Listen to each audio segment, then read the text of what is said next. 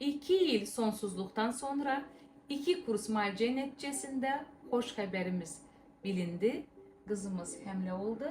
Əsas problemlər LH qarmığımız yuxarı idi, yumurtalar multifolikulyar, folikul yetişib partlamırdı və sairə problemlər.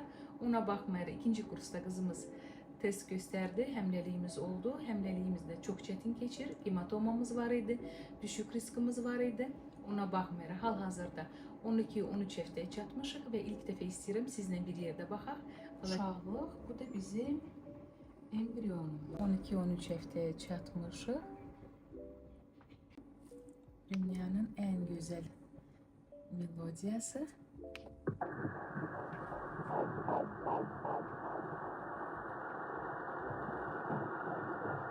Sizi tebrik ederim.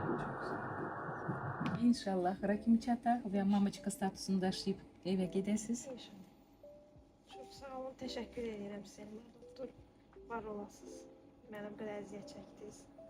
Əziyyətimizi halal edin. Halal edirəm, sizi təbrik edirəm.